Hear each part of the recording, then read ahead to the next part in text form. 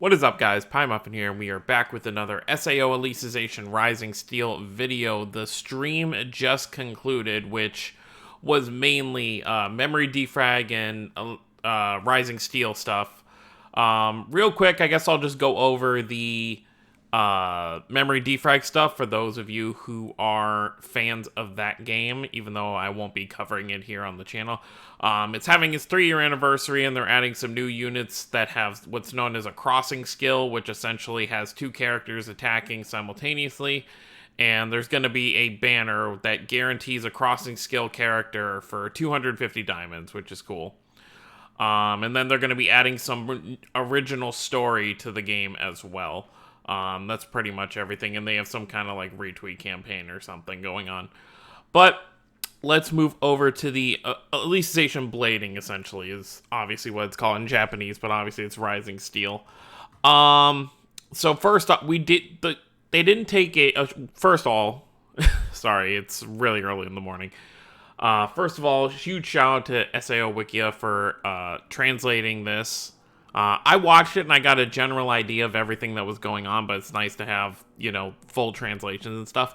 They didn't have the picture here, but there was an image that kind of showed the home screen, and it was like story, event.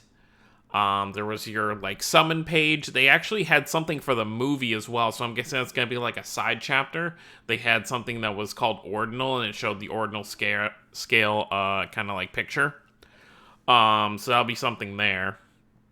But the main screen looks pretty nice. But let's go over everything right here. So they obviously had these screenshots here. Oh, actually, it's right here. Never mind. I'm crazy. So as you can see right here, it's, you got your gift box. You've got your notices. I assume this has to do with sound or something. So you've got quest, event. This is the ordinal scale stuff. You've got Scout, where you'll obviously summon, and then Party. So Quest and Event are self-explanatory, so they'll obviously have events, which we're going to go into in a minute. There's like this homepage thing, so I wonder if there's like a room where your characters kind of like walk around. By the way, rank 14 and 133 AP, I don't know how much these quests are going to take, per mission you go into, but, 133 AP is a pretty high number. And then, of course, we've already seen images like this where it just kind of shows the battle screen, but we'll see more of that in a minute. So this was one of the things I brought up a while ago, or not even a while ago, the only couple videos I made. I was wondering if it's going to be Alicization-centric. They're going to run out of content eventually, but it looks like the events, so, what we saw right here, these things right here, are probably going to cover...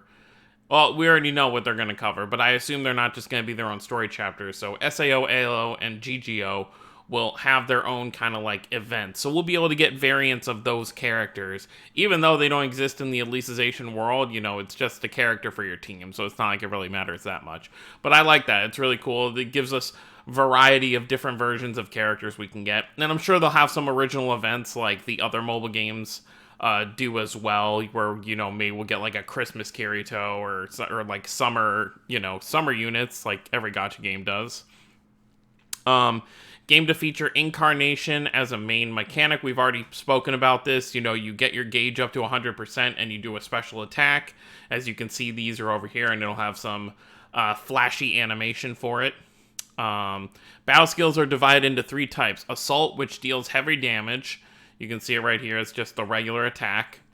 It kind of reminds me of Opera Omni in a way with the different attacks. So you've got Assault, which deals heavy damage. Break, reduce your opponent's incarnation gauge. So that will essentially be trying to stop your opponent from getting off their special attack, which will be obviously very helpful. It kind of reminds me of in Opera Omnia, where you kind of have your brave attack and then your HP attack. There's one attack that you kind of knock down the other person's gauge while building up your own, and then you actually go in to do the damage. So something kind of like that. And then they have charge, which is charging your incarnation gauge. So let's say you don't want to attack one turn with one character and you just want them to charge. You can go ahead and do that. Incarnation skills obviously are like special attacks, so they're going to deal heavy damage, and they'll be these skills we saw in the trailer for the special animations and whatnot. After unleashing an incarnation, you can activate follow-up skills without MP cost for a while, a so-called switch combination. That's what they're calling it. So that's pretty cool. So you'll be able to kind of do some attacks for a while, like they just said or wrote. It's not going to cost you any MP to do these kind of attacks. And you can see them all kind of going together, which is really cool. The entire group will attack for a final attack, so that'll be at the end of the combo, presumably, and it'll do a decent amount of damage. So that's actually really cool. It'll be cool to see what kind of combinations you can really do with different kinds of characters, because obviously, Kirito, Alice, and Yuji aren't going to be the only playable characters. I assume every character we've seen in the series will at least have one variant of them in there. The game will feature an original story by Kawahara Reki that was not covered by the novel or anime story to focus on Alicization art characters. So as you can see here, you got like different, it looks like younger versions of maybe some of the Integrity Knights, maybe when they first started training there. So we are going to have some original story content here, which is actually really cool. This is the key visual that the English side unveiled a day early. Obviously, we saw this on the English website. We already knew about that. And then down here, we have the worldwide pre-registration rewards. Like they said, English unveiled this. Nothing about a release date yet. But presumably, because they want to hit all these thresholds, obviously the game's not going to come out in like a week or two. In order to get to these thresholds, it's probably going to, maybe take like a month or so. The producers, this was actually pretty funny. They showed a trailer, but they forgot to turn on the volume for all the trailers except for the final one they showed. So you were just watching a quiet video. This isn't related to the game itself, but they have figures that are being made to promote Alicization Rising Steel. So these will be figures that people can buy specifically from the game.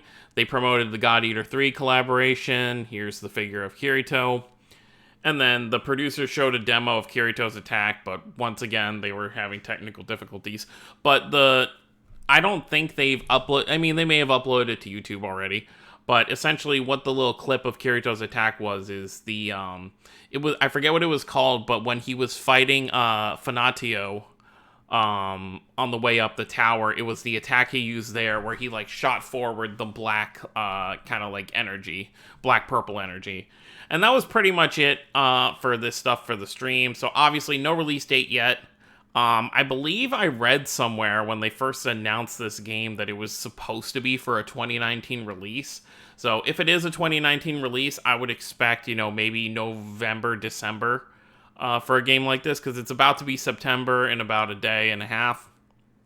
And I just don't see this game coming out within the next month, especially with them wanting to hit this threshold. I looked at all the different social media stuff, and I'd say, even if I ballpark it high, I'd say we're probably only at about 50 or 60,000 pre-registration stuff. So it'll probably be a while before we get to this stuff. Obviously, once it starts to appear in the app stores and stuff, which I checked after the stream, it's still not up there, but I'm sure they would have given some announcement for that during the stream. So nothing up there on that front yet. But once that goes up, that's when I feel like these numbers will really start to skyrocket, because it's a lot more easy for people to kind of just do that. They just go to their app store, they click on the game, they click pre-register, and boom, they're done.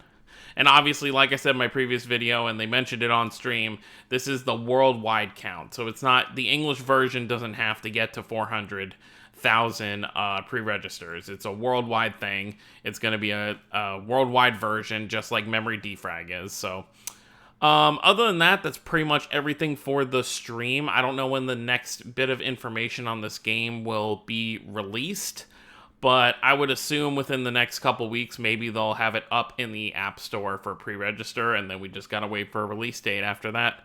I still feel like it's probably a 2019 release, but who knows in the end. But anyways, guys, let me know what you guys think about all this down below. I, for one, am very excited. It's a very interesting style they're going for in terms of gameplay and stuff, because right here, this does feel kind of cluttered to me. But obviously, you're just choosing the attack. You're not actually going to be spending a whole lot of time here after your attack. You'll see the actual attacks happening without all this stuff around it. But like I said, let me know what you guys think down below. Don't forget to subscribe for more if you're new to the channel and you want to stay up to date with this game's content. And I will see you all next time. Have a wonderful day, everyone.